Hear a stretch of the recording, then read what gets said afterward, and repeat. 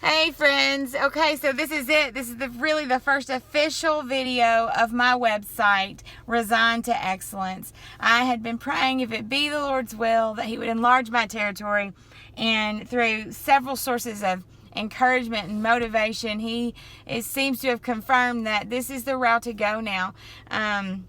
I have a friend who, and I am afraid, but I have a friend who had said to me a while back when I said, I'm afraid, so I'm going to wait on God's full confidence to fill me. And she said, why not just trust the Lord and go ahead afraid?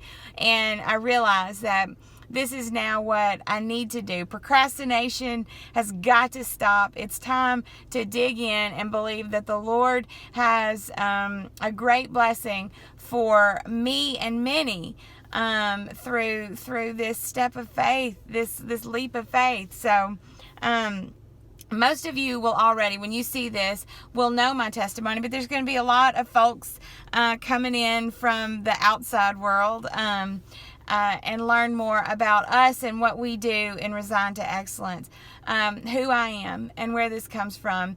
3 years ago, this May 13th, I overdosed. I was a heavy pill addict and alcoholic. I've had a range of addictions, including sex and pornography. And I say that with reservation because I don't want to smear my sin list. However, I want this to be known that this is a problem not just for men. This is a problem for women. And if we don't speak of the darkness and shed light over the top of them, they will not go away and they'll only get darker. And we must speak out. We must be bold about that, women. And at the point when I overdosed, when I came to a conscious state months later, I was about 310 pounds. I suspect that I was about 340 at that spot. And as I began to go off the medication, I began to lose weight.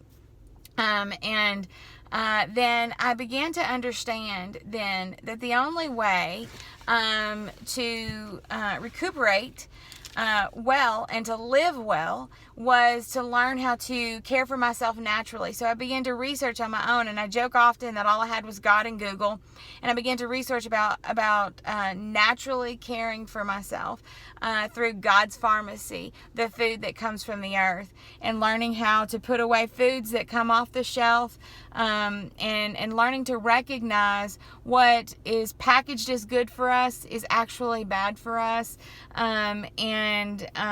Anyways, there's so many wonderful things. So comes around, and I learn that there's so many women that are in need of this same help. Someone said to me, think back to the worst time in your life, and what you needed during that time, whether people didn't know to give it to you or they just flat out refused to give it to you, whichever that may be, then go and be that for somebody.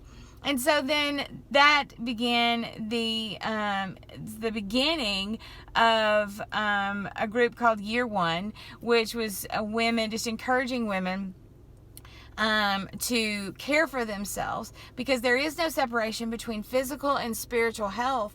God has given us these bodies, these temples. He entrusted them to us to care for, and to care for in such a way that drives us towards our purpose in Him, not just what we intend on doing here on this earth. We were made for one purpose, and that's to glorify Him. And so that began that group. And the reason of the name Year One is that I lost in 1 year, totally natural, no pills. I did it all the natural way, 131 pounds. Since then, I've lost 141, and it's funny how the numbers slow down. However, you get more and more fit. You can see even only in just the 10 pounds since the 131, my face is slimmed out. A lot of things have happened. So weight loss numbers are not just actual scale numbers. They're measurements. And then also at the same time, this is what I preach mostly, and this is what I want the people who are joining Resigned to Excellence through the website to know, that health and wellness is not about hot body. It is about whole body, full body, internal body health. And the hot body stuff happens. And listen, hot body is a definition, your definition. You need to honor that, because I'm going to tell you, once I started losing weight, yes, I wear sizes I never dreamed I would wear. I wear things that I just assumed was only for the little girl. All this kind of thing. However, there are things that never go away once your body gets to a certain point, unless you have it surgically done. And there's some bat wings. There's some great muscle here, but there's some bat wings there. There's some extra skin. There's things that happen. However, I wear my skin proudly because there is so much story behind where I've been. So don't let the fear of extra skin. I've heard this before, and I know what you're talking about. The fear of extra skin. The fear that you won't look like sweet little Barbie Sue, who has always been thin, who has always been fit. There are things like stretch marks. Those won't go away. They're there. They're oh goodness. They're battle scars, ladies. So embrace them and move on. Your whole body health is way more important than the superficial. And so as we get into this into studying together about who we are in Christ, how wonderful you individually were made. You see, me, I'm a nut, y'all. I'm crazy. I'm all over the place, and some people fancy it up with she's charismatic. She's outgoing. Girl, y'all, I'm a nut. And I'm proud of it. God made me a nut.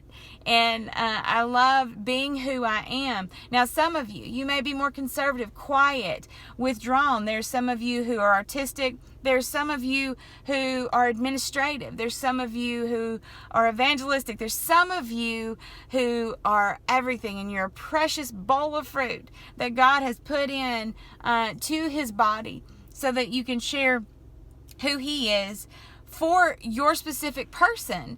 There's lots of people who need your input on life because of who you are. So don't try to be me, or don't try to be whoever. This is why we got to steer away from gearing ourselves to being like celebrities. They're all airbrushed. Even oh my goodness, their personalities are airbrushed, because behind closed doors, we have to know who we are in Christ. And until we get there, we're nobody. And our influence is worthless. So anyways, that is who I am. And I am, when you join in here, I want this to be this. I am simply a spokesperson. I am simply a mouth. When you walk away from each encounter you have with all these video blogs and with the things that I put out and the encouragements and the motivations or whatever, I don't want you to walk away with my name. When I say we are resigned to excellence, that means we are resigned to the excellence of Christ. We are not perfect. We can never be perfect, but He is. And since we're resigned to His excellence, we walk and move in a different way than what we ever did before, because when we trust in our own strength, we every time fall flat on our face. So I want us to be resigned to the name of Christ and to His excellence. And I'm not here to make you look at me or make you talk about me. I am here to do what's called put a rock in your shoe, and to make you think about where it is that you've been going in this life that has not been glorifying Him. And I want to stop here and say, if you don't know Jesus as your personal Lord and Savior, I encourage you, you can reach out to me. Reach out to your local church or someone that you know who does know the Lord, because this is the path of life. There is no... truth is not yours. It is a person. It is a person, and that is Jesus Christ. And every time that you dig in to learn more about Him, you will find Him. The Word says, those who diligently seek me will find me. And that's a promise. That's His promise. So anyways, I can go on for days. I'm going to take us to the side a little bit, and I'll go different directions. I want to say this: those of you who are seeing this and you've seen me do several videos, you know I do wear this sweatshirt a lot. I don't wear makeup all the time. In fact, my hair is not done. Before I got on the video, I did a thing, and it's just as raggedy as when I rolled out of bed this morning. I'm going into a workout shortly. There's really no need to get fancied up for it. We're going to get sweaty and dirty. And you'll know about me that some days all I do is talk about Jesus. Some days I want to talk about hormones and food. I don't know. I just let the Lord lead me on that. And you can I want you to feel free to play in, to ask questions. And because I do work well with questions. And if you need more of whatever, say so. That's how I work. I believe that the Spirit moves in that way, and speak up. Right now, what I'm going to end up with today, we're in my Sunday school class, we're learning about Hosea, the book of Hosea, and God's relentless pursuit of us. And what we have to recognize in this encounter is where we are going wrong.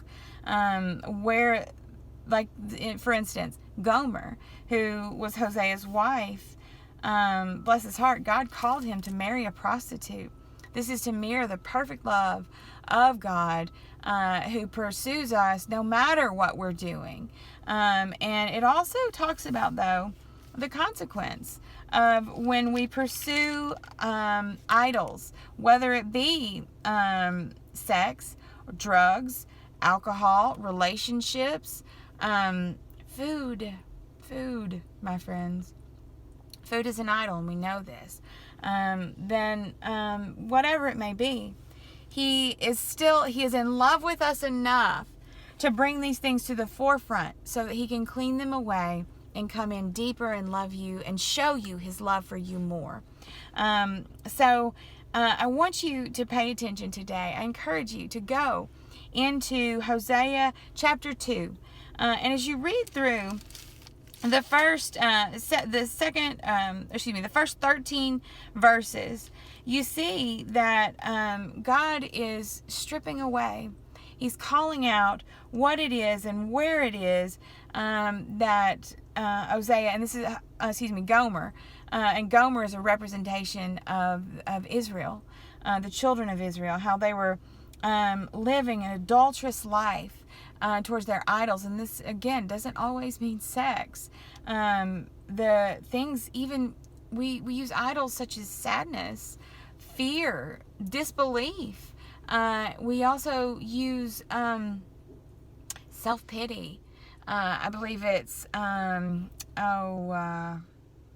lost his name, but he says, I'll think of the name in a second, but he says self-pity is satanic. When we get into that spirit of we're the victim, that becomes our idol, because it's safe to hide behind when it's somebody else's fault. Where we are, whether it be heavy or whether we need to lose weight or we're in addiction of some sort, it is always so much easier to blame someone else, and that becomes an idol. And so you go on down through these, and it says, therefore I will block her path with thorn bushes. I will wall her in so she cannot find her way. She will chase away her lovers, but not to catch them. She will look for them, but not to find them. Then she will say, I will go back to my husband as at first, for then I was better off than now. Do you know that place where you just feel scattered and it feels like your life is pointless and you can't ever get hold of joy, where you just cannot seem to find happiness and peace anywhere? You know why that is? Because you have idolized something in your life, and God is allowing a block between you and that precious comfort, so that you can be in a barren place and know the only way out is through Him. And He will provide for you a wealth, an abundance of peace and joy once you lean into Him. I don't believe in a name it and claim it sort of life.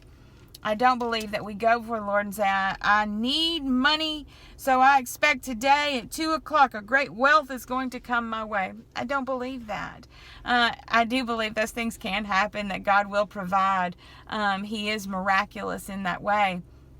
But when we go before the Lord, when we dig into His Word and we recognize our need for Him and the magnitude of His beauty and of His grace, then we can call upon Him for that peace, for that joy, for that comfort. And that is what will become our wealth.